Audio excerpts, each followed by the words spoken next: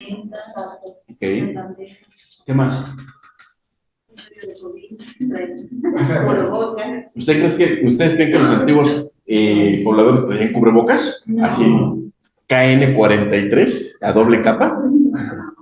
¿Qué más ven? ¿Qué más pueden observar? Eran muy sanos.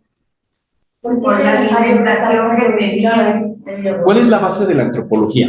Que hay hombres y mujeres. La observación. Hay hombres y mujeres, niños. Si había niños. Sí, porque habías con bebé. ¿Correcto? Sí. Había ahí, ¿quién es el de estatua de, era de bronce la estatua? Cuauhtémoc. Yo me hace bien curioso cómo a ella lo idolatraba, ¿no? Lo idolatraba en el campo. Uh-huh. ¿Qué más? ¿Qué más encuentran ahí? Bueno, lo que yo sé es que están danzando, ¿qué es la crema del sol? ¿El Templo Mayor? Uh-huh. ¿Qué más? ¿Qué más encuentran de elementos que lo vemos de manera normal? Dices, ¿Qué estaban haciendo? ¿para qué? ¿Para qué se ponen el copal? Para purificar, que traen el cubrebocas. Para purificar completamente. Tú llegabas y antes de poder entrar, tenías dos ahumadoras. Una ahumadora, llegabas y te purificaban. Sí. Para limpiar tu energía. ¿Para qué? Para que pasaras purificado completamente a la ceremonia. Entonces quitabas todo lo malo. Pero ¿qué más podemos observar? A ver, están los danzantes. No está al lado del VIPS, no está al lado del Sambor. No, claro que pasan por ahí. Sí, sí. No están los edificios de gobierno, no está la asta bandera, no están las torres de comunicación. Entonces, cuando pretendemos decir es que esto anteriormente era así, porque así es una falacia, porque no sabemos cómo es. Se tuvo que haber traído a la modernidad. Todo va adaptándose. Entonces, ¿qué hace la antropología? Observa, investiga, pregunta por medios metodológicos y dice, lo más aproximado era esto. Para esto sirve ahora. Entonces, ¿qué haces? Lo conjugas. Lo conjuntas y lo aplicas. Entonces, la antropología nos trata de enseñar un mapa de cómo eran los comportamientos anteriormente. ¿Y por qué es importante estudiar a las comunidades, Francisca? ¿Por qué tenemos que verlas? ¿Por qué el médico tendría que ver a las comunidades? Porque son las regiones como más abandonadas, más apartadas. Ok, si yo me pongo a observar las comunidades de la antigua Roma, de los palacios de Julio César, no estamos hablando de las más alejadas. No. ¿La salud es individual o colectiva? Colectiva. Ambas. Ajá. Me afecta a mí, pero a ver, si hoy alguien se enferma en su núcleo familiar, ¿nos va a afectar a ustedes o afecta a todos? A todos. Y si esa persona tiene que trabajar, afecta a esa comunidad y afecta a otra comunidad. Entonces, parece que son tonterías, pero a ver, yo me paro, tengo que tomar el metrobús. Digamos, tengo que tomar el metrobús. Y si no entro en el metrobús, son 6 pesos menos que el metrobús recibió. ¿Hay una afectación? Claro que sí. ¿Ya no llegué a mi trabajo y desempeñé mis actividades? Claro que sí. Entonces, en todo momento somos seres que estamos interactuando con todo el mundo. Entonces, lo que hace la antropología es visualizar todo eso, pero no solamente lo visualiza, lo visibiliza. ¿Cuál es la diferencia entre visibilizar y visualizar? Visualizar es ver. Estoy visualizando, ya lo estoy viendo. Estoy visualizando que hay un salón. Y si lo visibilizo, es que lo expongo y hago que tenga un valor, que era lo que veíamos con la otra parte de multiculturalidad. En la parte de multiculturalidad, vamos a trabajar, vamos a bregar en que haya una exposición de motivos de la salud de las personas. ¿Qué nos dicen? La antropología académica surge en la segunda mitad del siglo XIX. Surge, pero la medicina la incorpora hasta la mitad del siglo XX, que era lo que veíamos. ¿Qué más nos dicen? Se han desarrollado, se han producido como conocimientos acumulativos. A través de acumular información es como vamos sabiendo ¿cómo la vamos a poder desempeñar y utilizar? ¿Qué más nos dicen? Cada nuevo planteamiento se ha generado al considerar las aportaciones de corrientes teóricas previas. Esto es al escuchar a las diversas voces. Regularmente vamos a verlo como un proceso histórico. Vamos a verlo como historia. ¿Quién fue el mejor presidente de México? También. Del siglo XIX. Vayan pensando en presidentes del siglo XIX. No, pero del siglo XIX. ¿Cuál fue el mejor? ¿Qué? ¿Tú? ¿Tú? No, trajo mucha cultura, pero mató mucha gente. Madero, es del siglo. Sí, está en el Inter, te la valgo tú. 10 días. ¿Tú, Zaira? Yo no me digo. Ok, perfecto. Tenemos a Zaira que está reprobada. Se aventó Juárez. ¿Por qué Juárez? Porque el respeto al derecho ajeno es la paz. Es frase de Immanuel Kant, no es de Juárez. ¿En serio no es todo en las leyes? Sí, a mí me No es de Juárez, Juárez se la robó a Immanuel Kant. Ah, bueno, porque las primeras enseñan. Ok, ¿qué más? ¿Por qué Juárez? Pues porque él fue el que dijo de la educación, ¿no? ¿Qué? Dos, la guía gratuita. Tampoco fue Juárez. ¿Qué más? ¿La ley de reforma? Defendió el país. Tampoco fue de Juárez, tampoco defendió el país Juárez. ¿Qué más? Juárez fue todo lo contrario a lo que nos enseñaron en la escuela. Juárez fue un traidor, Juárez fue el opresor, Juárez mandó a hacer peores asesinatos que días a las comunidades indígenas. ¿Por qué? Porque se sentían menos, al sentirse menos sin tener poder, los avasalló principalmente a los indígenas. ¿Cuántas veces fue a elecciones Juárez públicas? Decimos que es el presidente. Pero y una de las acciones para hacer democracia es que vayas a elecciones de manera concurrente. ¿A cuántas fue Juárez de manera pública? A ninguna. ¿A cuántas fue Díaz? A por lo menos 4 o 5. Pero Díaz fue también porfiriato. No, sí, él fue el que hace el porfiriato. No estoy justificando que lo que hizo Díaz sea bueno, ojo. No estoy diciendo que fue bueno.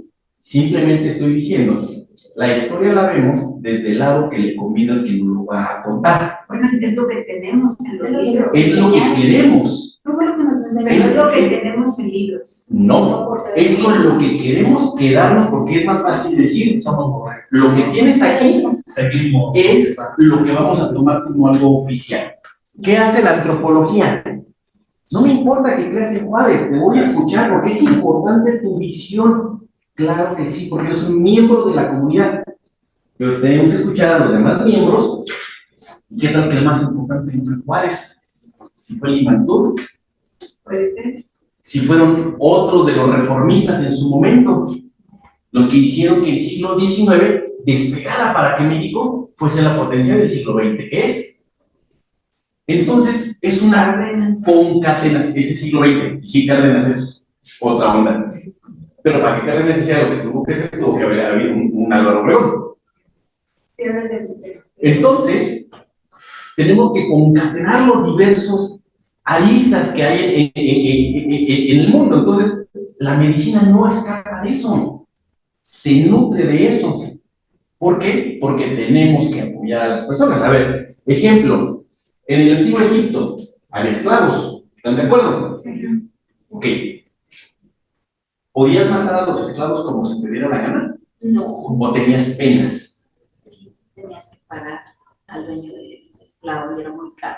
Ok, y si tu dueño matabas a tu esclavo, No tenías problema. Pues ya no. sí tenías problemas, tenías que Tenía justificar que. una acción para poder decir porque lo mataste. Ahora, te llegaba a ti médico, podías tratarlo como un plebeyo, o como un esclavo, tienes que tratarlo como si fuese alguien normal. Alguien normal. ¿Por qué? Si eres un esclavo. Porque era un valor para precisamente el dueño para producir. Claro, y si se te moría, a ti médico, te multaban con los egipcios. Entonces, el médico no es capaz de los procesos sociales, de los procesos culturales. Entonces, ¿qué nos dice la antropología?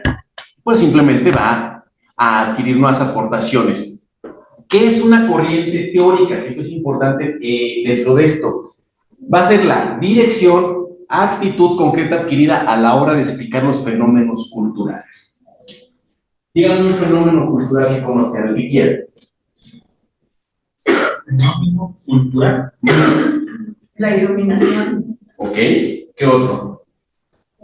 La iluminación, el proceso de la iluminación. ¿Ahora están hablando del renacimiento? Ok. ¿Qué más? Y hay subprocesos dentro de los procesos. Un fenómeno cultural actual que me ha impactado mucho es el reggaetón, cómo trae un pensamiento de libertad de sexualidad hacia las mujeres. ¿El reggaetón? ¿De qué momento? A ver, ya dijo el proceso cultural. Reggaetón. El perreo. Pense. Pero es que hay que empezar ahora a poner las aristas. Es decir, a mí no me gusta ese género musical, pero no porque no me guste no quiere decir que no tengo por qué conocerlo. ¿Cuándo nace el reggaetón? ¿Cuál es la canción por la que nace el reggaetón? Eso sí, no sé, pero a mí tampoco me gusta por todo lo que... ¿Han escuchado en general? La de Mami, tú te ves bien buena, así. Ahí nace el reggaetón. Esa es la primera canción con dignidad en 1991. Pero ahí nace el fenómeno. Es correcto. Zaira nos está hablando de que le gusta el reggaetón actual. Yo no dije que me Que le gusta el proceso. No, con el fenómeno Es cultural correcto. actual. Y como he hablado con muchas muchachas jóvenes, hay que entender su tipo de conducta desde la antropología, o sea, observando. Es correcto. Pero tenemos que saber cuándo nace el fenómeno. ¿Por qué? Porque los fenómenos tienen un nacimiento, un origen, y se van cambiando. Entonces nace en el 91 o 89, uno de esos 2 años. 89, en esos 3 años, en el 89, 90, 91, no me acuerdo exactamente de cuándo es la canción. Ahí es cuando, ¿cómo se llama? La dan porque nace el reggaetón. Llegamos a 2024. En 2023 y 2022 se da un cambio dentro del fenómeno y le ponen el reggaetón champán. Entonces tienes que distinguir entre el reggaetón viejito, ya está, el reggaetón chacaloso, de cierta manera, y el reggaetón de estatus, que ya es el reggaetón champán, que es mucho más grosero todavía. Pero es más fino. ¿Cuál es Pero el más estatus? finos. ¿Por qué más más grosero y más fino? Bellacat. No comprendo. A la sociedad en la que vivimos. Bellacat, junto con Natanael Cano, o sea, él no es reggaetonero Natanael Cano, pero entra dentro de sus procesos. Entonces empieza a ver subprocesos. Tenemos el proceso, ok, te le llamamos reggaetón. Cambiémosle el proceso y pongámosle pandemia 2019-2021. Ese es el fenómeno. ¿Cuáles son las líneas que van a empezar a salir de ese fenómeno de salud ahora? Que todo el mundo anda con tapabocas, Limpieza, ¿qué más? se quedó el gel, ¿no? Las vacunas, se van a venir las vacunas. ¿Qué otros procesos? ¿Qué más? La gente quedó con el miedo. Los estudios en línea, a raíz de eso ya se destacó. Se maximizó los estudios en línea. Los estudios, los trabajos en línea, también. No, o sea, ¿cómo se llama cuando la están trabajando social? Cuando la eso, pero todo eso fue a raíz exacto de la pandemia, o sea, como fenómeno. Nosotros Ese fue un veníamos- fenómeno que nos cambió todo. Veníamos en una línea a partir más o menos, no voy a poner las fechas exactas, eso lo vamos a hacer más adelante, le vamos a poner 1900, es un poquito más adelante, y aquí le vamos a poner que es la medicina alopática, la que tiene como una reminiscencia, y hacia acá atrás tenemos lo que van a ser las medicinas culturales, ancestrales, terapéuticas, etc. Durante este proceso, Póngale, pero para ahorita le saquemos foto o algo. es que lo vamos a ver más adelante. Ahorita nada más es como una entradita a lo que es el fenómeno, a esta parte. Lo vamos a ver Creo varias que era veces. 1917. 1917, exactamente, Zaira. Y digamos que aquí se empieza a ver la medicina como algo más clásico, como la parte de la medicina química, la parte de la pastilla, la parte del médico alópata. Y llegamos a los 2000. Y cuando llegamos a los 2000 se van viendo varios fenómenos. Dentro de los fenómenos es el cambio tecnológico, el cambio ecológico, el cambio económico, etcétera, etcétera, etcétera. Y para más o menos 2004 empieza a haber una preocupación de que el mundo se va a acabar un poquito más. Entonces vemos los objetivos del milenio. Y se crea un concepto que se va a llamar OH, One Health. One Health se crea como un conocimiento súper moderno, el máximo conocimiento que se puede por parte de la OMS, de la OIT y de la UNESCO y de la ONU. ¿Qué creen? ¿Qué fue su gran descubrimiento? Que las medicinas de casi se pierden. Sí, parece risa. Y aquí se gastaron miles de millones de dólares en decir, ¿qué crees? No solamente esto te sirve, es más, esto es coadyuvante. Tenemos que conjuntar. Se potencializa. Tenemos que ser Eso no sabía, eclécticos. pero en la pandemia yo me di cuenta de que fue lo que resurgió. Todavía no llegamos aquí, claro, ¿no? Sí, tú muy bien. O sea, ahí se dan cuenta algo que juntas la hacen una sinergia y la potencializan. Sí, ¿por qué? Porque el ser humano es mente, cuerpo y espíritu. Si yo sano tu cuerpo, pero no sano tu alma, sigues teniendo problemas de salud mental. ¿No se acuerdan más o menos que de 2004 a 2017 el concepto salud mental entró en auge? Sí. Todo el mundo, la salud mental, la salud mental. ¿Pero qué era la salud mental? Ve al psicólogo, ve al psiquiatra. Tómate 5 minutos, alinea tus chakras, lo que quisieran.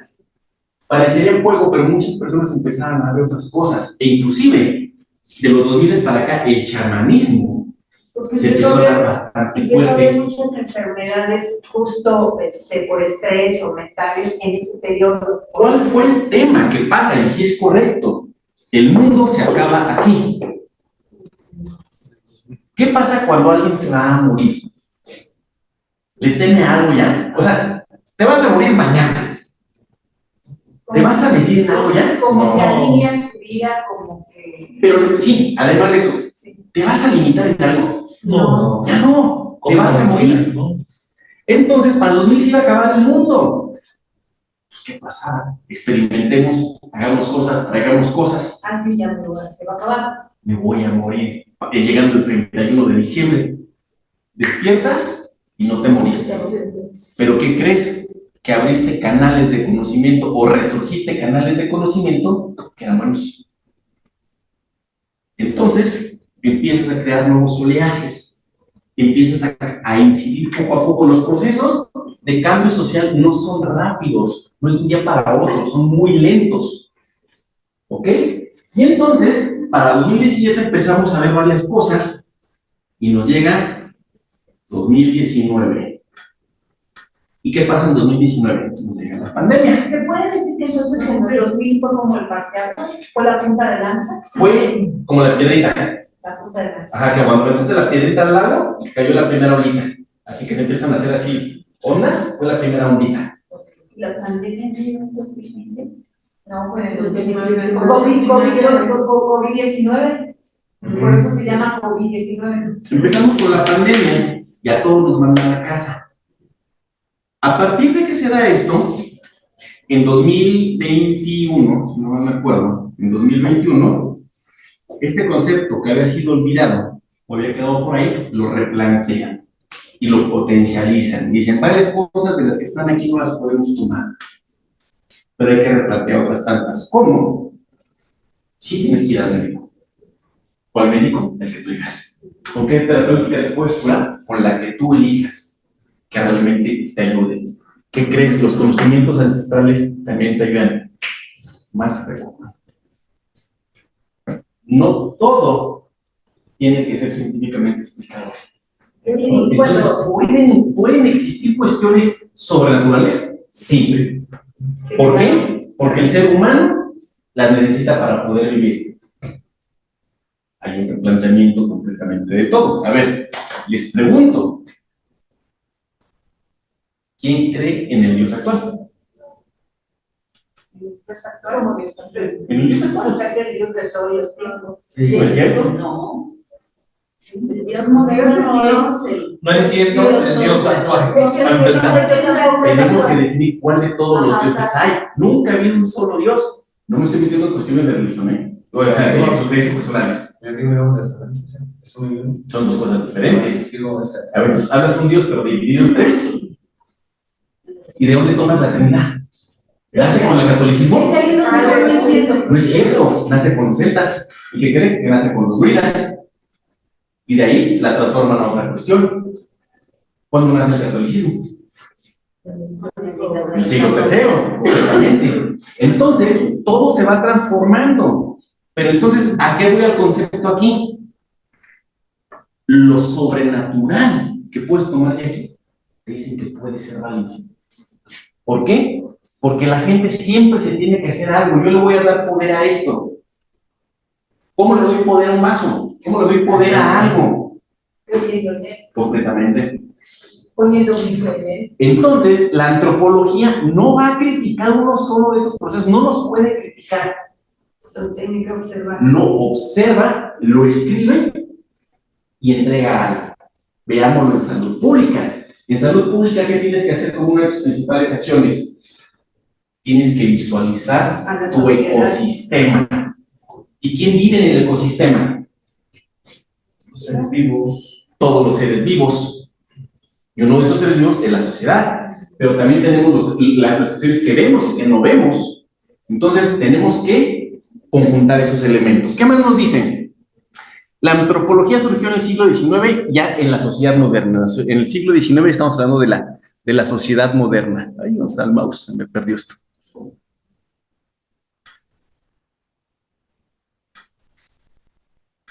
Ok. A partir de la segunda mitad del siglo XX, y como resultado de la desaparición de numerosas culturas, que le llaman culturas exóticas, debido al proceso colonizador, la antropología comenzó a desarrollarse también en las propias sociedades modernas. Ya teníamos la antropología inserta. ¿Qué significa? One Health. ¿Cómo? One Health. Esa la vamos a ver más adelante también. Pero así se pone. O H. O M o A. O H. Es que este hombre, creo. Ok. Mira, no soy médico, pero tengo la letra porque soy médico. O H.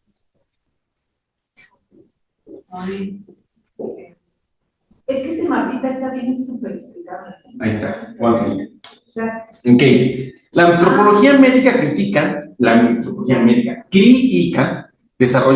crítica, no de critica, nada más, desarrolla a partir de la década de los 70 se desarrollan en universidades norteamericanas. ¿Qué quiere decir? En la década de 1970, la medicina crítica, la antropología crítica empieza a replantearse y a preguntarse, ¿lo que te estoy dando realmente te sirve? ¿Realmente te ayuda? Contra la otra parte. No me importa lo que tú pienses. Tú eres mi paciente, por lo tanto yo soy el que sabe. Tú tomas esto. Oye, pero lo tomas. ¿Por qué? Porque el médico es un ser omnipresente, omnisapiente. Entonces, cuando dices que eres eso, ¿dónde queda tu paciente? Entonces, tu paciente pierde humanidad. ¿Pero la pierde por ti o la pierde por él? La pierde por el médico. No, Porque la pierde médico por el médico porque el paciente se vuelve un esclavo. Tomas esto. es correcto. Pero ¿por qué? Porque incluyen todas las farmacéuticas. Todo, porque ahí es un, ¿cómo decir? Pues es un poder, Sí, pues es un negocio. Es correcto. Entonces, la medicina crítica empieza así. ¿Y qué pasa si escucho a mi paciente? Claro. ¿Podría ser importante? Sí. Todos ustedes diagnostican y han atendido personas. ¿Tienen que platicar con su paciente? Sí. O solamente, o sea, sí, ya sé que sí. Pero, tan solo por ver cómo camina, ¿pueden intuir ciertas cosas? Sí. ¿Su paciente les va a decir la verdad siempre? No. ¿Les va a mentir siempre? Sí. El paciente es mentiroso. Sí. Mentiroso. ¿Pero por qué es mentiroso? Porque tiene miedo. Sí, miedo también a que lo juzguen. Y realmente el médico que empezaba a hacer mucho, se daba. Sí. Es que usted no, es que fíjate que pa. Sí, justo yo dejé ir a un médico porque se puso así como, no vengo aquí a que me regañe. Tampoco vas a que te apapachen, ¿no? Pero, o sea, No, vas a que te dignamente, humanamente. Humanamente. Ok. Y si no hace esto, mejor no, yo no la puedo tratar, entonces no me trate hasta aquí se acabó. Pero sí, o sea, te puedo obligar porque estoy obligado a tratarme, pero yo no quiero recibir un trato de ese tipo. El médico se pone en una posición como de rey, y son los esclavos de esa pelotón. Y cuando te preguntes qué es, usted se lo toma, porque yo estudié y se lo toma. Es correcto. Toman nada. Y entonces, ¿qué pasa? La medicina cree que sí. No, aguanta. El médico no sabe todo. Claro que sabe mucho. Y es una de las mejores carreras. Pero tienes que acompañarte de todo lo demás. Y eso le van a llevar a la medicina crítica. Luego, vamos a ver que la antropología médica crítica considera temas como la salud y los sistemas médicos de minorías étnicas. ¿Por qué? Porque yo, comunidad metrópoli, que me atiendo con paracetamol ibuprofeno, no puede una comunidad, imagínate, yo llego a Cuernavaca y digo, no, Cuernavaca se han acordado todos con ibuprofeno y con paracetamol. ¿Y qué tal que allá se curan con una tana? Con árnica, que es un desinflamatorio. ¿Con hongos? Con árnica. Con té de ajenjo. Es que esas cosas no son médicamente conformes, por lo tanto, se las quito y se van a tomar eso. ¿Lo van a tomar? No. Muchos lo van a rechazar. Entonces, tengo que tomar lo que las minorías también están pensando hacer. Dime. En la pandemia, no sé si te diste cuenta o nos dimos cuenta, justo el gobierno estuvo repartiendo paracetamol y té de ajenjo. Y yo vi entrevistas que le hacían a la gente, oiga, que le di, pues salí positivo y me dieron este kit. Y esto, pues no sé, un tecito, no sé para qué Esa sí no la vi, pero qué buen dato es. Pero ese té yo estuve leyendo y justamente es de los que se ven en la medicina naturópata. En Alemania hay estudios de todo lo que hay en el 2021. One es claro, ¿Sí? una sola, pero ahí ya lo hizo el gobierno. Ejemplo, ¿tú conoces al maestro Hilario? Y eso es raro. No. ¿Alguien se conoce al maestro Hilario? No, pero lo mencionó hace rato el doctor que era... Mixteco. Mixteco. Exacto. Ok. ¿Qué le dijo el doctor del maestro Hilario? A ver si lo repito. No digo que era mixteco. Que era mixteco. Ok. El maestro Hilario Schmidl, él es de Oaxaca, de la Mixteca oaxaqueña, y le estuvieron reportando a él que durante la pandemia muchas personas, los médicos no llegaron a todos lados, los sistemas de salud no llegaron a todos lados y no todo el mundo se vacunó. Colapsó. ¿Con qué va a creer? Yo tampoco lo vacuné.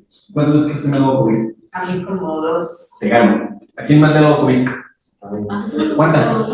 Una. ¿Tú? 2. ¿Qué más? Pero no me ha dado Unas 5 o 6 veces. Te gané. Hasta que alguien se aproxima a mí. 8.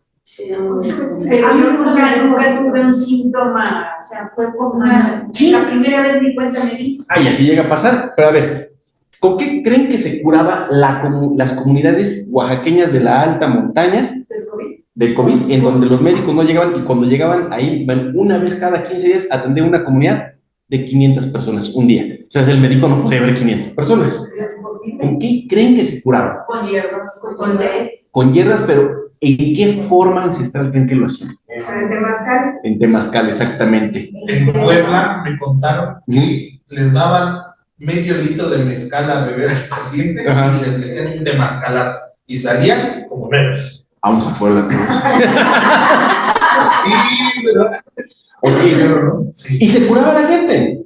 Pero si tú eso se lo dices a las grandes farmacias, están a decir, No. es mentira, demuéstramelo. Eso es brujería, dice. Es correcto. Los doctores Pero dicen, "Eso es brujería". Esta parte de aquí te empieza a decir, No, se ya hay ríen. un parteaguas que dice, ya hay una acción que va a empezar, que empezó a dejar que se vaya rompiendo ese cascarón.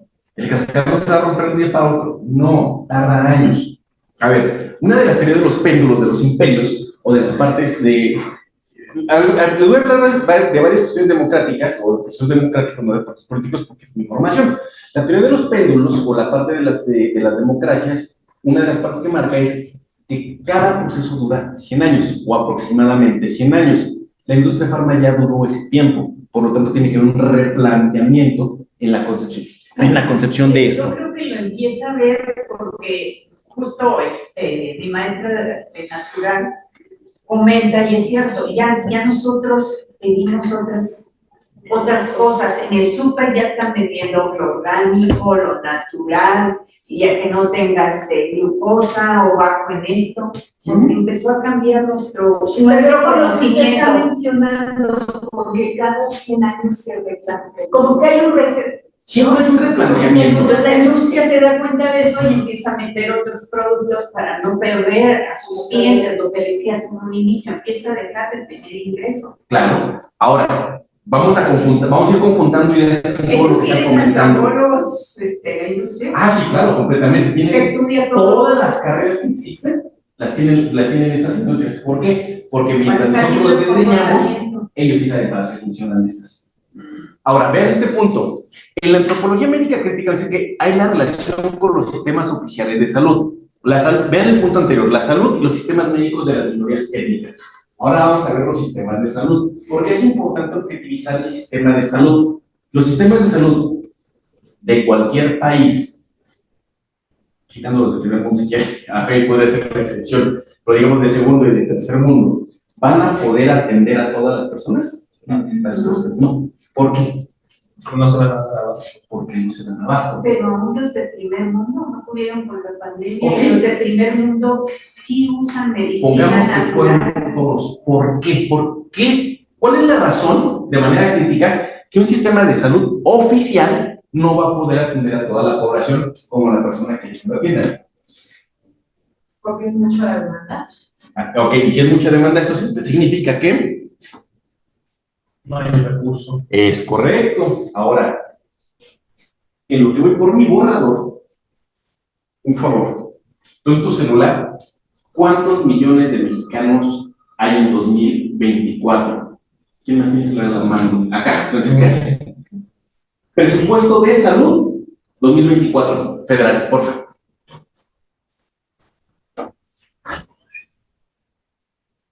¿Cuántos millones que personas hay en el A mí me pidieron eso. Mientras, que nos falta de ¿sabes?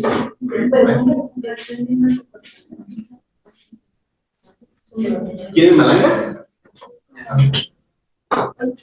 ¿Cómo que pasa? A ver, población 2024 y el presupuesto de este año de salud. 8 millones. ¿Cuánto? 8 millones. No puede ser, es el número de mexicanos. Ah, no. Población total de México 2024. México. Ah, a lo mejor esa era de todo. Sí, mundial. Serían 8,000 y tantos billones de personas. Ajá. Pero población de México 2024.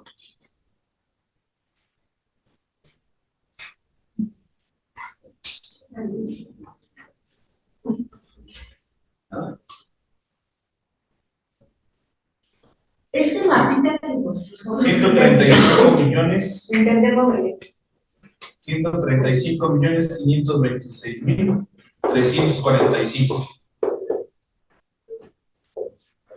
Población actual. Perfecto. Presupuesto 2024, Francisca, en materia de salud. Pasen las malangas porque todos comen son malangas naturales, están muy ricas. Malanga. ¿Cuánto? 94,206.7. 94,000. 206.7. Ajá. ¿Sí lo escribí bien? ¿Sí lo escribí bien? Ok, ahora, ¿quién dice que ustedes son como papitas, pero es una fruta de ¿Dónde las compras? de Sudamérica? Ah, sí. Sí, pruébas. Por favor, alguien divida 94,206 millones entre 135,526,345 personas. Hagan esa división, por favor. No, vamos a tener una contestación. Es que lo Bueno, divídanme, o sea, la población de México entre el presupuesto 2024 de salud. O sea, 94 millones, cierren 94 millones si quieren, entre 135 millones de mexicanos, si quieren verlo. Una corriente teórica, una corriente es el enfoque, cómo se va a estar direccionando ciertas acciones de una comunidad. Entonces, es el conjunto de personas que se van a enfocar, que van a direccionar ciertas acciones con una identidad, con costumbres y un lenguaje propio. Tiene que tener varias acciones conjuntas. ¿Me hago para acá? 526, 526. No. ¿Cuánto? 0,0,0,69,512. ¿Cuánto? 0,0,0,69,512. O sea, dividí. Ok, un centavo. Vamos a ponerle que es un centavo. Bueno, pero creo que hice el revés. A ver, ¿a ti cuánto te dio? Igual. Ok, vamos a cerrarlo en un centavo. ¿Sí? Punto 1, punto un centavo. Por favor, multiplíquenlo por 366 días, porque este año es bisiesto.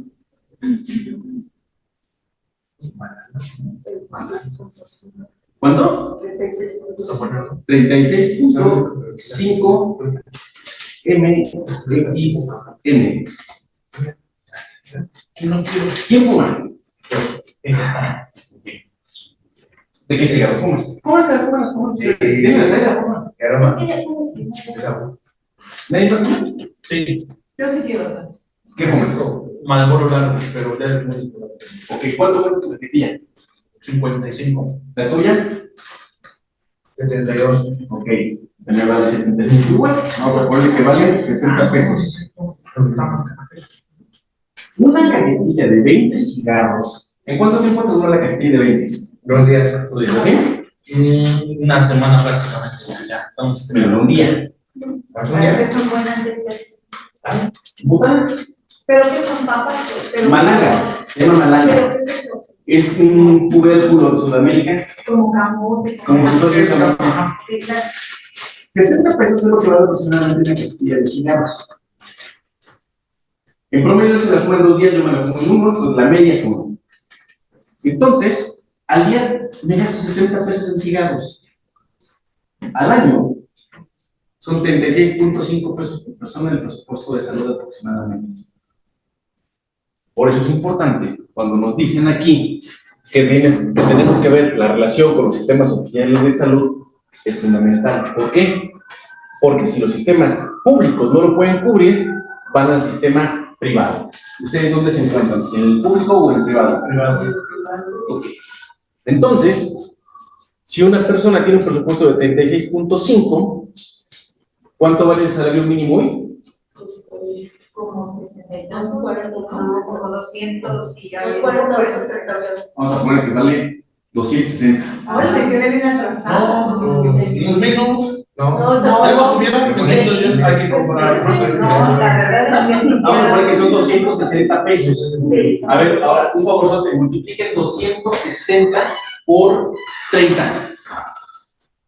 Pero yo no sabía que la gente había mandado su casa. En todo existen las matemáticas. 248 es el. ¿7,000 qué? 800. 7,800 pesos. Ok, seguimos hablando de antropología, ¿eh? No nos hemos desviado un solo momento de antropología. 7,200 pesos. Así no estamos en contabilidad. El siguiente nos toca ahí sí me voy a meter. Ahí sí vamos a ver mezclas, bodas medianas, chicuadradas, todas las cosas bonitas. 7,800 pesos es el salario mínimo del mexicano. ¿Cuánto se gastarán al mes en promedio en puro transporte público? Ahorita ya eso es un salario, digamos, más o menos decente. Antes era. Vamos a poner, ¿cuánto nos gastaríamos aproximadamente al mes en transporte para ir al trabajo? Que aquí, De lunes a viernes. en la Ciudad de México. En la ciudad, en general. ¿Cuánto nos gustará? 4,000. ¿4,000 en transporte? Al mes. Al mes, al mes. ¿Al mes? Al mes. No, 400 Menos. pesos. Como unos 1,000. Es que cuesta 5 el metro. 10 ida y vuelta. Pero si tomas el metro. A ver, ponle 10 por 30. 10 por 30, 600. No, pero nada más un 10 hay que dejar algo. Vamos a dejarlo en esos Vas a la 300. escuela, después vas a tu casa, o sea, Vamos a dejarlo en 300 y vamos a ver. Ok. ¿Cuánto se gastarán en comidas diarias? ¿Cuánto cuesta la comida corrida? Aproximadamente 75 pesos. correcto. 75 por 30. 80. Y esa me va a la Yo comida. tengo 250. 2,250. La propina, 2,250. Somos codos y no les dejamos propinas. Falta la cena y el desayuno, pero Haces una comida en general. Estamos poniendo lo que a veces no nos gusta ver. pero cuando tienes salario mínimo llevas tu lunch. Vamos a ponerle que llevamos esta. Ok, ahora, nos aventamos una salidita al mes con la familia. Tenemos la esposa o el esposo y tenemos aproximadamente 2 niños. ¿Cuánto nos gastaremos en una salida al mes? ¿Al mes? Al mes, una sola salida. Bueno, Chapultepec. ¿Qué con 2 niños? Como 1,000 pesos. Como 2,000 pesos. 2,000 horas. Ayer salí a comer con mis 2 hijas y fueron 2,000 pesos. Pero no Yo salí con una y me gasté 1,200, pero no tengo una hija y me gasté 1,000 y fui al cine. Y nada más fue de... Yo no fui al cine. Pero nosotros tenemos salario mínimo. Es más o menos. Y la demás población. O sea, ellos no gastarían eso. Regularmente siempre vemos con lo que queremos, nos medimos con lo que nosotros tenemos al lado. Ok.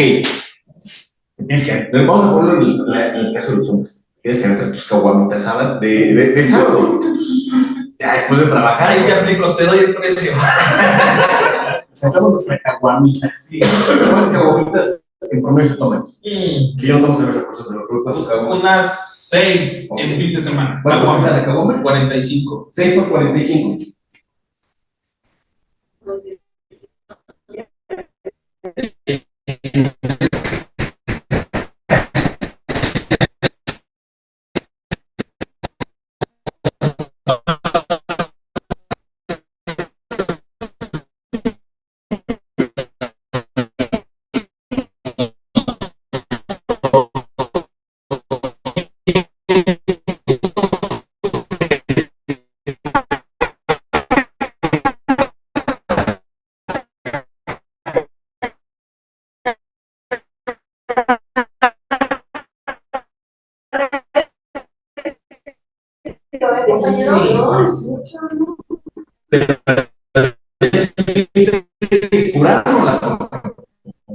No puedes andar como cuánto te gastarás en La barbacoa con compadre fueron 1,200 pesos. son 500 para no verlo. Machado. Sí, porque de hecho las caguamas esto es comprándolas, pero si vas a ir a algún lugar. Vamos a poner un descanso. El salario mínimo. ¿Cómo se Seguimos viendo antropología, o sea, lo que quiero es El salario te dan 200 pesos diarios, pero el que te cobra 50,000 pesos por ponerte. ¿Han pasado por una construcción? Sí. ¿Han pasado alguna vez por Reforma a las 7 de la mañana? ¿Sí? Sí. Si no, un día pasen por Reforma como a las 7 de la mañana, van a encontrar un montón de señoras y de carros y señores que están vendiendo tortas, tamales, tacos y todo. ¿Cuál es la constitución típica del albañil mexicano, del obrero mexicano? Algunos, pero la constitución típica del obrero no es flaca. Gordo. Medio gordos o gordos. Panzoncito, el albañil no es Sí, gordo. Bueno, es panzón. Gordos es Romero. Ajá. ¿Por qué? Yo trabajaba ahí en inmobiliaria, pero no es gordo. Por lo general no. Constitución intermedia, vamos a poner. Pero es panzón. Medio gordo y medio blanco le pongo. Ok. ¿Cuál es el desayuno típico del obrero mexicano? Una guajolota. Ok. La tele y la torta, ¿no? Ajá. A mediodía. A mediodía, para que aguantes, regularmente, ¿qué se toma? La coca. ¿Y con qué? Con galletas.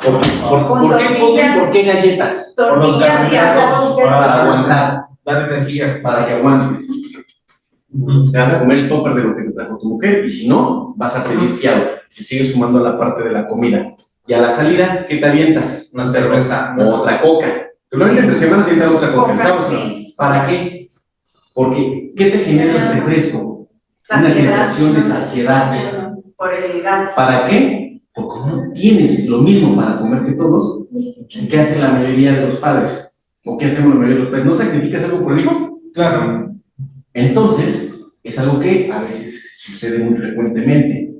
Entonces, ¿qué nos dice la antropología? Tenemos que ver la parte de las minorías étnicas, la parte de la relación con los sistemas oficiales y los estudios de lo que nos está llevando la epidemiología de las acciones en el lugar. Es parte de lo que nos está dando. Lo más fácil sería darles estos y no explicarse, decir, la antropología es esto, esto y esto. No, pero el chiste es que visualicemos para qué nos va a servir esta cosa.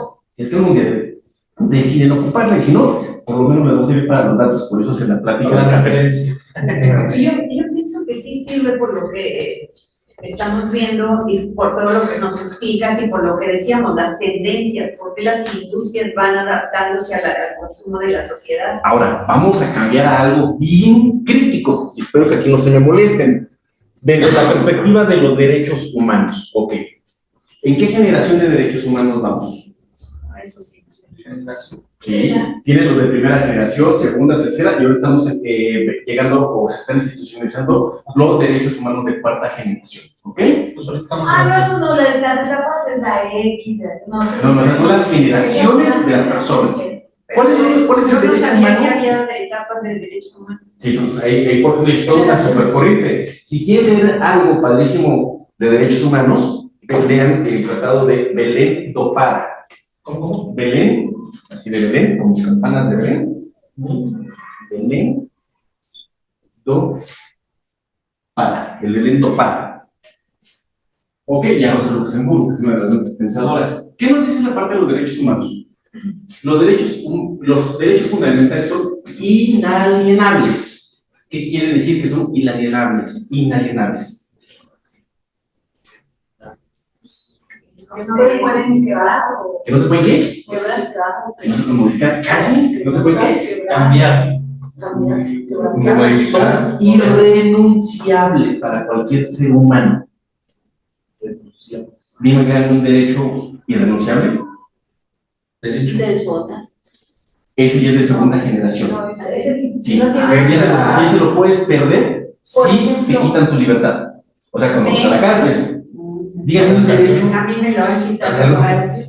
Sí, la salud, la educación, pero ¿cuál es el derecho humano fundamental inalienable? Comida, Por ejemplo, libertad, libre tránsito. Ah, sí, derecho a la vida. El derecho a la vida es el derecho humano más fundamental que tenemos. Bien, aparte de los derechos humanos, lo que se viene haciendo, se viene bregando en empoderar los derechos humanos para que haya un mejor acceso a los sistemas de salud. Por lo tanto, que tú te puedas curar o puedas elegir cualquier terapéutica con la que tú creas o con la que te quieras tratar, pero tiene límites. derecho a la vida. Sí, el derecho a la vida. Y entonces, ¿por qué existe el aborto? Permitido. Es algo tautológico ahí.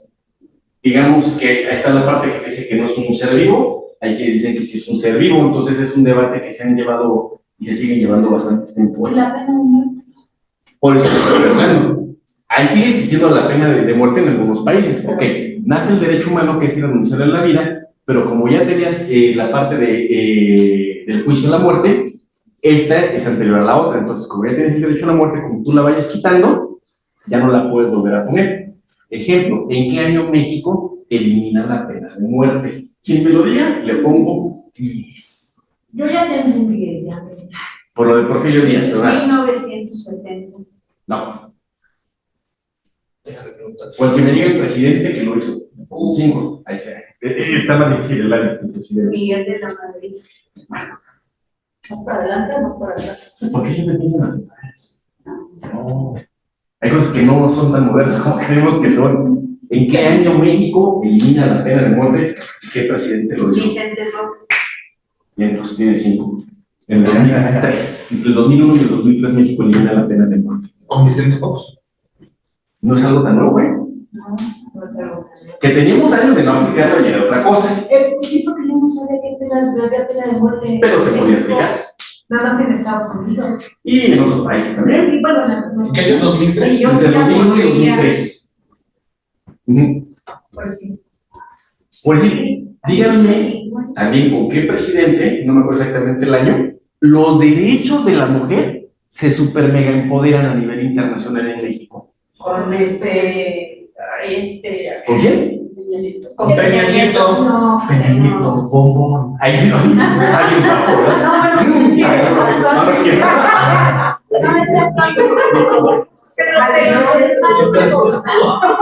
es como de ese entonces. Más o menos. No fue Calderón. Cedillo, Felipe Calderón. Pues Fox. Exactamente. con Fox. Y los derechos económicos empresariales también se fundamentan muy fuerte con Fox. Bueno, casi todo, ¿no? Fue muy buen presidente, ¿eh? Yo estoy En cuestión de acuerdo. de derechos. En cuestión de derechos. Estoy de acuerdo, porque dio muchas regalas, como todos. Como todo. Es que no es perfecto, ¿no? Es correcto. Ahora, entonces tenemos que ver la antropología como un crecimiento de los derechos humanos de las personas para que podamos tener mejor acceso a la salud, mejores medicinas, mejores terapéuticas, pero también la antropología lo va a ver como una participación democrática. La salud es un medio de control. Sí, claro. Sí, claro. Entonces, ¿qué hacen? Pues también la podemos utilizar para los medios de participación democrática. Entonces, es un medio de control la salud dentro de la democracia. Entonces, a mi Estado me conviene, estoy hablando de Estado, no de partidos políticos, ¿eh? A mi Estado me conviene que toda mi población tenga un buen sistema de salud. Yo estoy en un país de tercer mundo en desarrollo. No. Al contrario, ¿qué me conviene? Que administrar la salud. ¿Por qué? Tener el control. Porque tengo el control. Porque genera votos. Así es. Y es muy redituable, electoralmente hablando, ¿eh? Lamentablemente. Pero ya tenemos un sistema de salud como el de Dinamarca. Ok, elementos teóricos y prácticos de antropología. Nos tiene que decir que se tiene que combinar. ¿Para qué nos va a servir la antropología? Nos va a decir, mira, Zaira, esto es lo que ha pasado con las ideas que tú tienes anteriormente, o lo más parecido. Zaira tiene que tomar lo teórico y ver cómo se ve lo práctico para ver cómo lo combina.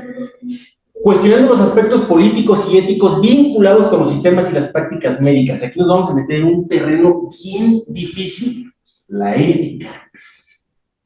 ¿Qué es lo ético? Explicarlo. ¿Qué decía Aristóteles que era la ética?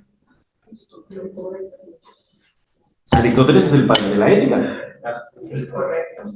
¿Qué nos dice? ¿O qué es la ética para San Agustín, para Santo Tomás? A ver, les voy a poner una ética religiosa. ¿Qué opinas de Juan Pablo II? Es no dañar a nadie, se Ok, podría hacer. ¿qué opinas de Juan Pablo II? Igual que la compañía. Ok.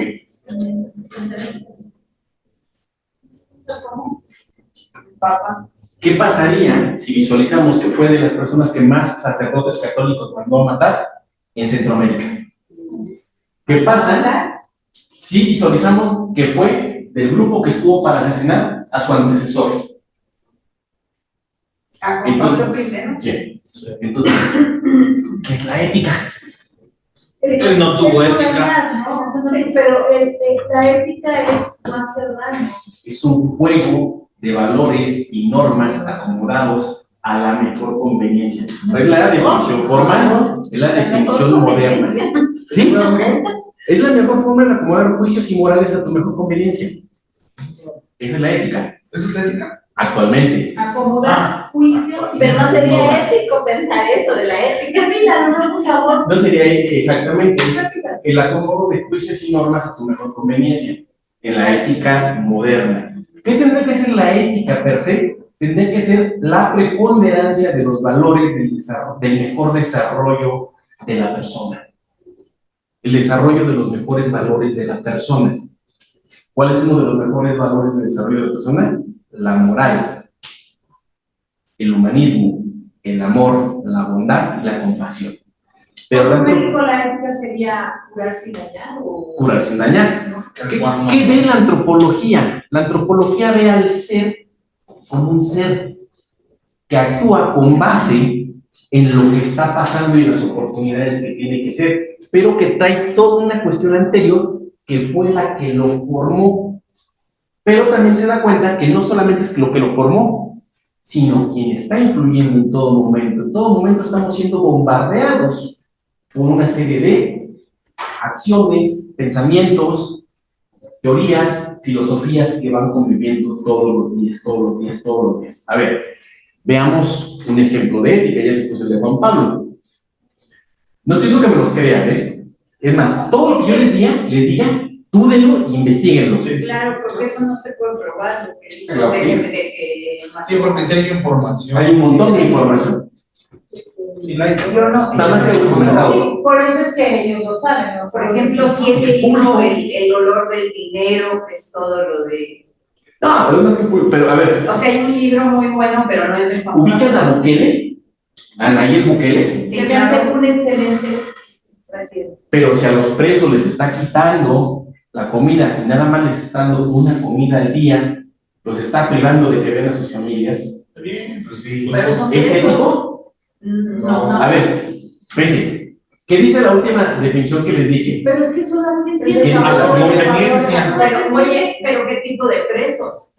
No importa, es un ser humano. ¿Y cuál es y cuál es el derecho humano más fundamental? A la vida. A la vida y al respeto a la vida. Por lo tanto, él está vulnerando ese derecho humano. Ojo, no estoy ni a favor ni en contra de ninguno. Sí, O sea, pero está comentando lo que está pasando. Quiero que vean cómo esta parte de aquí es tan interpretativa y tan laxa o tan dura como nosotros queramos que sea. Es a lo que quiero que lleguemos. Lo de la ética que nos decía, Sí. que se va manejando. como- Elementos, dice, cuestionando los aspectos políticos y éticos vinculados con los sistemas y las prácticas médicas. No alimentar a las personas influye en su estado de salud. Así es. Aislarlo de sus familiares influye en su sistema de salud. Sí. Pero yo estoy de acuerdo. Bien. O sea, sí influye, pero estamos de acuerdo. O sea, y es cierto, puede ser un derecho a la vida, pero pues, a veces les das más. Entonces, Justo la cuando sí, aplicación de los derechos humanos les da a veces mejor trato a los delincuentes que a... pero entonces, ¿cuándo sí ser de una manera y cuándo no ser de otra manera? Te llega un paciente, te llegan una serie de pacientes, te llega un indígena, te llega una persona rica, te llega una prostituta, te llega un prostituto, te llega un niño.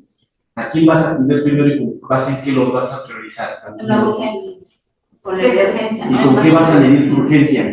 De la Ah, gravedad de la salud por la que vaya la En persona. base a tus valores independientes. O sea, sí todo lo que dicen los demás. sí, porque si yo tengo un valor ético al dinero, pues le voy a atender atención al rico. Si tengo una ética humanista, pues me voy con el ¿Qué nos niño. dice la antropología? Nunca podemos salirnos de esa parte por más que queramos hacerla. Siempre va a influir de una u otra manera. ¿Y cómo vamos a poder aplicar el criterio correcto? Con base en, en los valores. en tus valores con los que Por estés. ejemplo, ahorita que estamos hablando de un tema muy polémico en cuanto a presos y la restricción de alimentos y en cuanto a personas que son privadas de ver a sus familiares, tendríamos que analizar por qué lo están haciendo de esa manera. Si hay mucha violencia en el lugar y necesitan mitigar la fuerza, o porque es arbitrariedad, o tendríamos también, por ejemplo, el otro lado de lo que ustedes dicen, tendremos que valorar por qué es el preso, porque no todos los presos son culpables, Es fueron correcto. medidos con justicia, o sea, realmente ahí hay una vara de igualdad, que muchas veces en cuanto a valores o estos derechos humanos, por eso saltan y defienden a las personas, ¿no? No sabemos su entorno, por qué le pasó eso, por qué llegó a ser asesino. Estaba yo viendo en cuanto a una medicina que es neurociencia, que habla de que los asesinos por falta de litio se vuelven asesinos y cosas así, ¿no? Fisiológicamente. Pero cuando son bien las personas.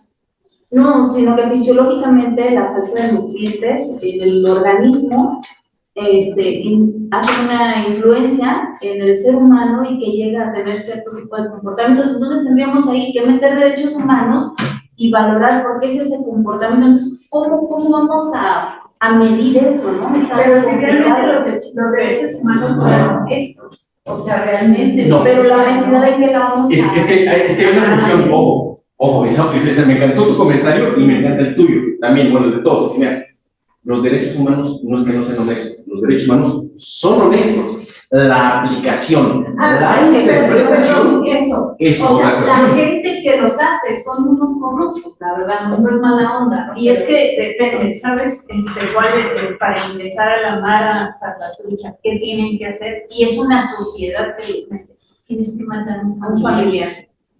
Entonces es gente que ya no tiene principios, eso lo tiene muy estudiado, y yo he leído y estuve en un comité de seguridad como sentido de pertenencia. Wow. Por eso decía un profesor ahí en la Universidad de Guadalajara que tiene que haber hospitales, clínicas, no cárceles, porque precisamente Cuando hace una persona eso porque está enferma.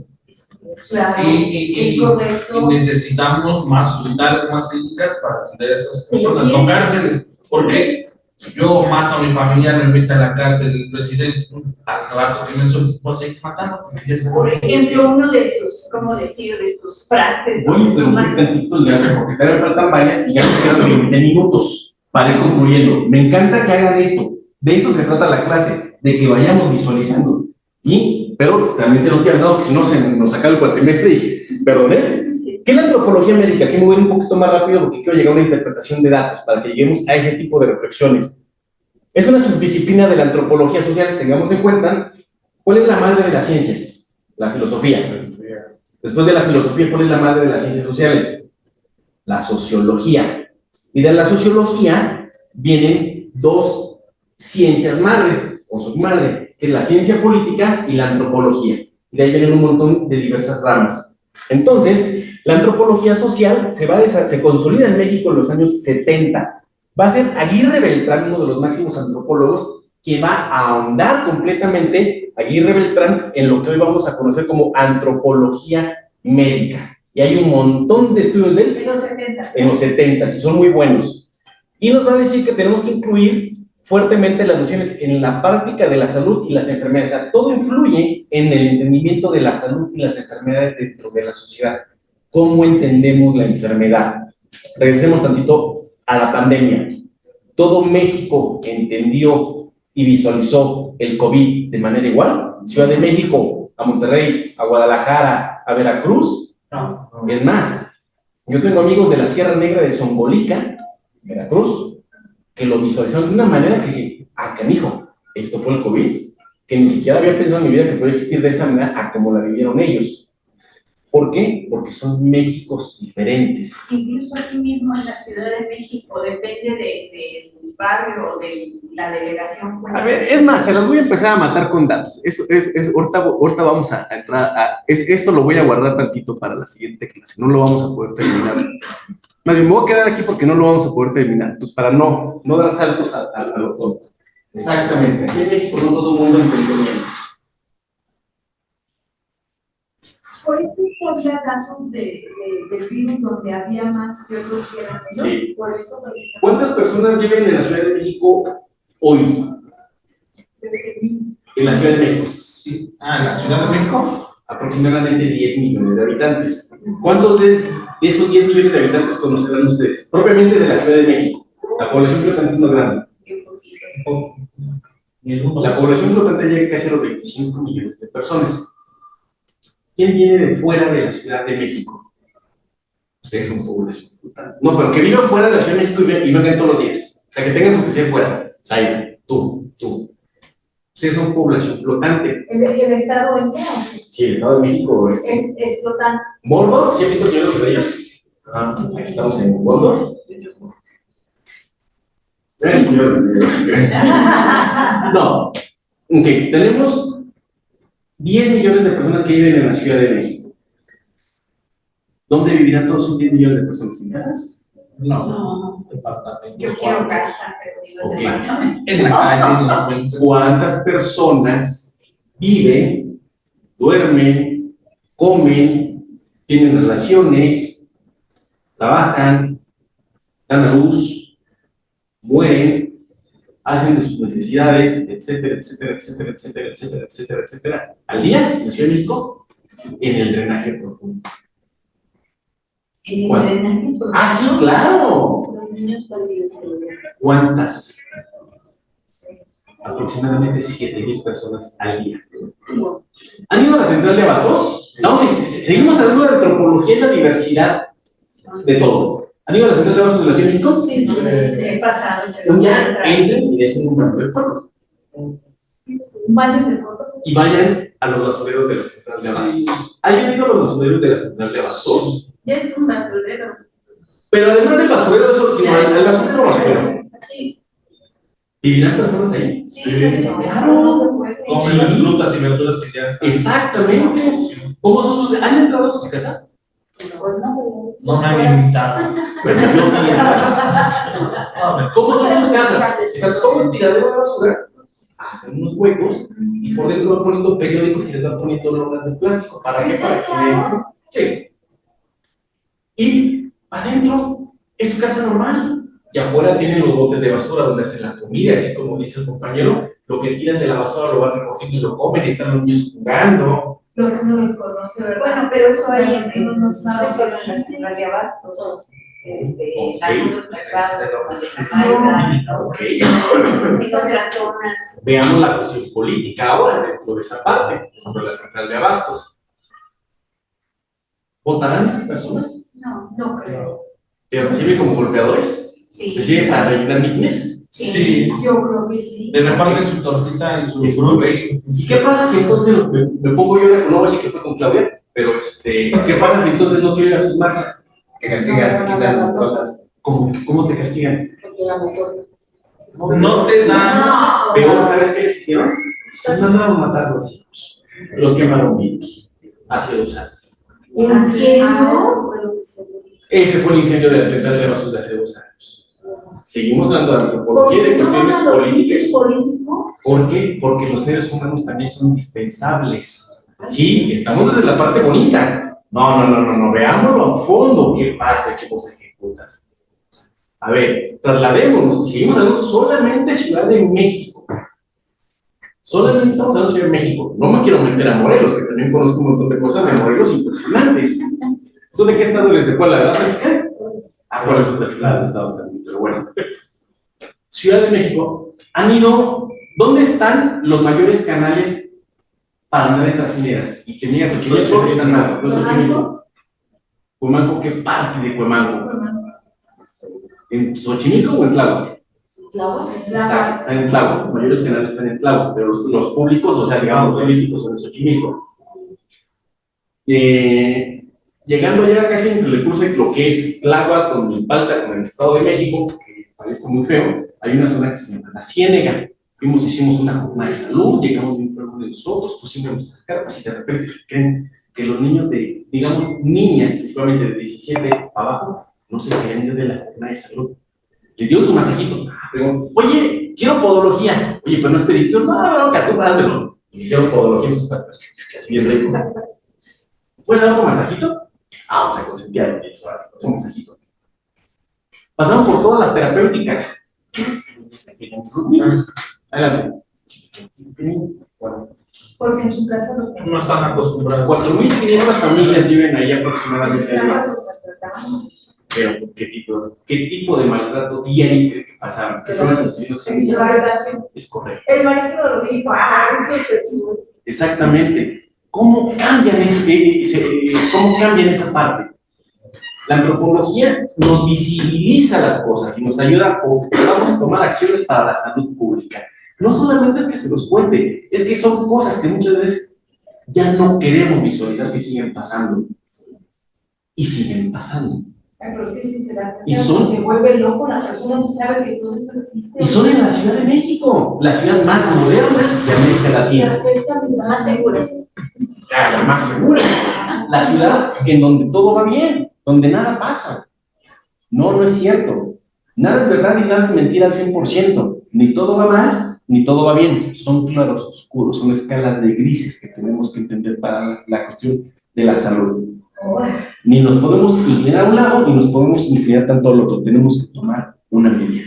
Para eso nos ayuda la antropología social médica, la antropología médica crítica, la antropología médica per se, la sociología, las ciencias políticas y algo fundamental, los sistemas de comunicación. Para determinar la ciudad más segura se usa la antropología. Para determinar cualquier cosa realmente tienes que llevar estudios antropológicos, aunque no seas antropólogo, hay metodologías que cualquier persona ya utiliza. No es que te vuelvas antropólogo, simplemente es que entiendas la base. El método de investigación. El método de investigación. No, Dios me libre. No, yo soy politólogo.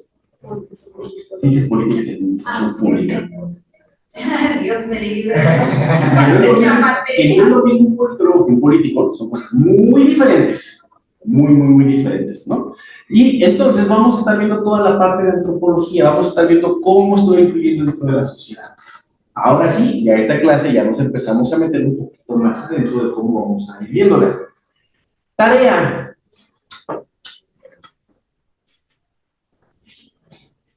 Ya vamos a empezar. Y vamos bien. Eso va por en contra de los derechos humanos. Quiere que tenga mis derechos. Nos tortura. Es una tarea fácil. Visualicen en su colonia, en su comunidad donde ustedes vivan, qué grupos étnicos hay, qué grupos sociales hay. Hay haitianos, ya llegaron. Sí. Visualicen lo que haya. O sea, quiero que visualicen lo que comúnmente ven. ¿Visualizan? ¿Étnicos y qué más? Grupos étnicos, grupos sociales. ¿Y qué los distingue de otros? Ejemplo, podemos decir los haitianos por el color. Sí. ¿Hay haitianos blancos? Y Claro que hay haitianos en blancos. grupos sociales Sí. vamos a Igual como los cubanos. ¿Eh? En grupos sociales, a lo mejor es un grupo, grupos étnicos sociales no le digo, o sea, que vean los grupos étnicos que tienen en sus comunidades, que vean los grupos étnicos que los que hay, o con los que conviven. y sociales se refiere a. O sea, no, es que los grupos étnicos están en tu sociedad, dicen la tautología, yo me equivoqué. Sus grupos étnicos, que tienen ahí. Visualícenlos, vean cómo conviven con ellos, qué hacen ellos, vayan visualizando su campo de acción. A ver, al final de cuentas, ¿para qué les puedo enseñar esto? Y es como un tip, si quieren verlo de alguna manera. Todos quieren poner un negocio.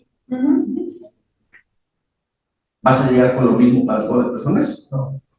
Tienes que diversificar, tienes que ver la diversificación del mercado, aunque sea con un solo producto. Es el mismo producto presentado de forma diferente a tu mercado. ¿O no? Sí.